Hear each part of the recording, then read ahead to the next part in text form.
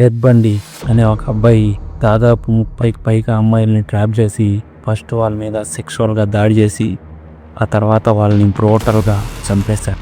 ఇతను ఇంత దారుణమైన కిల్లర్గా మారడానికి కారణాలు, ఇంకా ఇతను పెరిగిన వాతావరణం, చిన్నప్పటి నుంచి అతనికున్న అలవాట్లు, ఇంకా అంత సులువుగా 30కి పైగా అమ్మాయిల్ని ఇతను ఎలా నమ్మించాడు, ఇంకా అతని గురించి చాలా విషయాలు, ఇంట్రెస్టింగ్ ఫ్యాక్ట్స్ ఈ వీడియోలో మీకు క్లియర్గా ఎక్స్ప్లెయిన్ చేస్తాం. మనం ఈరోజు వీడియోలో తెలుసుకోబోతున్నది టెడ్ బండి అసలు ఎవరు, ఒక నార్మల్ పర్సన్ నుంచి సైకో కిల్లర్గా ఎలా మారాడు, అతను విక్టిమ్స్ని ఎలా టార్గెట్ చేసేవాడు, చివరికి అతనికి ఏమైంది, ఇవన్నీ వీడియోలో తెలుసుకోబోతున్నాం. అయితే 1946 అమెరికాలోని వెర్మోంట్ అనే రాష్ట్రంలో ఒక అబ్బాయి పుట్టాడు. ఆ అబ్బాయి పేరు థెర్మోంట్ రాబర్ట్ బండి అని పెట్టారు. అయితే ఇతని లైఫ్ చిన్నప్పటి నుంచి స్ట్రేంజ్గా ఉండేది. ఎందుకంటే ఇతని ఫాదర్ అసలు ఎవరికీ తెలియదు. సో సొసైటీలో అతన్ని చాలా షేమ్ చేసేవాళ్ళు. అంటే తన చుట్టూ ఉండే పిల్లలు అతన్ని నీకు ఫాదర్ ఎవరో నీకు తెలియదు అంటూ మానసికంగా హింసించేవారు. అతను దీని నుంచి తప్పించుకోవడానికి తన అమ్మమ్మ తాతయ్యల్ని తన పేరెంట్స్ అని నమ్మించే ప్రయత్నం చేసేవాడు. తన సొంత అమ్మని తన సిస్టర్లా చెప్పేవాడు అందరికీ. అలా తను చిన్నప్పటి నుంచే కన్ఫ్యూజన్లో ఉండేవాడు, లోన్లీగా ఫీల్ అయ్యేవాడు, ఎప్పుడు యాంగర్గా కనిపించేవాడు. అలా తన స్కూల్ లైఫ్ కంప్లీట్ అయిన తర్వాత తన కాలేజ్కి వెళ్ళడం మొదలుపెట్టాడు. తన కాలేజ్ లైఫ్లో చాలా చార్మింగ్గా, హ్యాండ్సమ్గా ఉండేవాడు. అమ్మాయిలందరూ చాలా అట్రాక్టివ్గా ఫీల్ అయ్యేవారు అతన్ని చూసినప్పుడు. అతనికి ఒక అమ్మాయి చాలా బాగా నచ్చింది. ఆ అమ్మాయికి ప్రపోజ్ చేసినప్పుడు ఆ అమ్మాయి తనను రిజెక్ట్ చేసింది, అలాగే అవమానించింది కూడా. ఆ హ్యూమిలేషన్ మూమెంట్ తర్వాత అతను సైకోలా మారడం మొదలయ్యాడు. తను సెలెక్ట్ చేసుకున్న విక్టిమ్స్లో, అంటే అతను చంపిన ఆ అమ్మాయిల్లో అందరిలో కామన్ పాయింట్ ఉండేది, అదే లాంగ్ హెయిర్. సేమ్ తన ఎక్స్ గర్ల్ ఫ్రెండ్ లాగే వాళ్ళందరికి కూడా లాంగ్ హెయిర్ ఉండేది. 1974 నుంచి సడన్గా కార్స్ డిసప్పాయింట్ అవ్వడం మొదలైంది.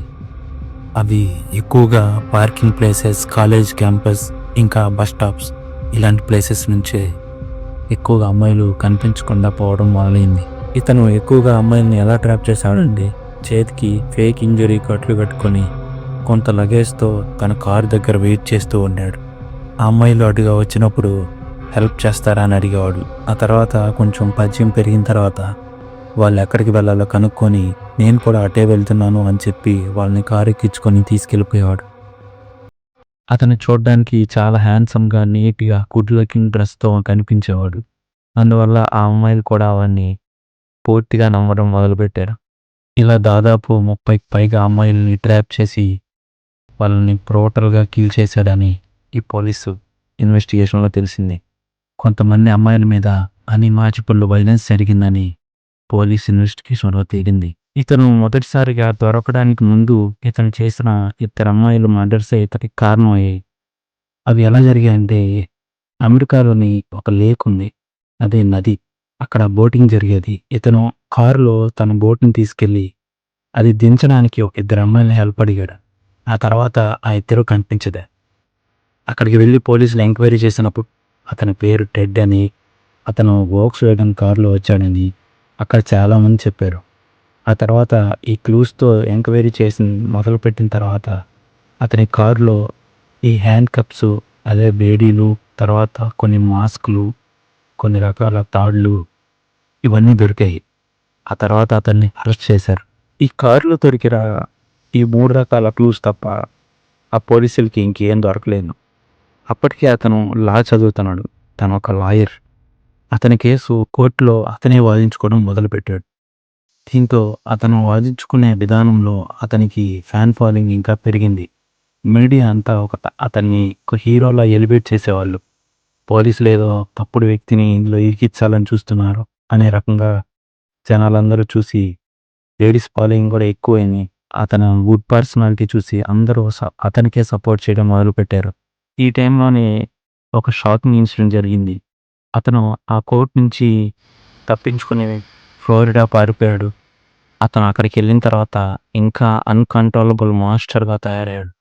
ఆ ఫ్లోరిడాలో ఒక ఉమెన్స్ హాస్టల్ లాంటిది, అందులోకి వెళ్ళి నిద్రపోతున్న అమ్మాయిల మీద అతి భయంకరంగా దాడి చేశాడు. అక్కడ చాలామంది ప్రాణాలు కోల్పోయారు, కొంతమంది కోమాలోకి కూడా వెళ్ళారు. ఆ ఉమెన్స్ హాస్టల్ ఇన్సిడెంట్ తర్వాత ఇతని సైకో కిల్లర్ అని అమెరికా మొత్తం పూర్తిగా నమ్మింది. ఆ తర్వాత ఫుల్ సెక్యూరిటీ టైట్ చేసి అతన్ని ఒక చెక్ పోస్ట్ దగ్గర ఇతని కార్తో పాటు అరెస్ట్ చేశారు. అతన్ని మళ్ళీ అరెస్ట్ చేసి కోర్టుకు తీసుకొచ్చిన తర్వాత అప్పటికి కూడా అతని ఫేసులో అస్సలు భయం ఉండేం కాదు. అతను స్మైల్ చేస్తూ ఆన్సర్ ఇచ్చేవాడు. ఆ జడ్జి ఏం అడిగినా మధ్యలో జోక్స్ కూడా వేసేవాడంట. ఫైనల్గా అతనికి ఆ కోర్టు డెత్ సెంటెన్స్ పడేలా చేసింది. ఈ డెత్ సెంటెన్స్ దగ్గర పడే కొద్దీ అతను చెప్పిన నిజాలు ఆ జైల్లో అందరినీ ఆశ్చర్యపరిచాయి. వాళ్ళందరికీ తెలిసింది ఇతను 30కి పైగా హత్యలు చేశాడు, కానీ అతను చెప్పిన నెంబర్ ఇంకా చాలా పెద్దది. ఇంకా అతను ఇలా చెప్పేవాడు, I felt like some times vampire అని. అంటే అతను కొన్నిసార్లు రక్త పిశాచిలా ఫీల్ అయ్యేవాడంట. చివరగా అతనికి 1989లో ఎలక్ట్రికల్ చైర్ అంటే కరెంటు కుర్చీలో కూర్చోబెట్టి అతన్ని చంపేశారు. ఆ సిచ్యువేషన్ని అక్కడ ప్రజలందరూ ఒక పండగలా సెలబ్రేట్ చేసుకున్నారు. హలో గైస్, ఈ సైకో కిల్లర్ గురించి తెలుసుకున్న తర్వాత మీకేమనిపించిందో కామెంట్ చేయండి. అలాగే లైక్, షేర్, ఇలాంటి కంటెంట్ కోసం మన ఛానల్ని సబ్స్క్రైబ్ చేయడం అస్సలు మర్చిపోకండి. నెక్స్ట్ వీడియోతో మళ్ళీ కలుద్దాం.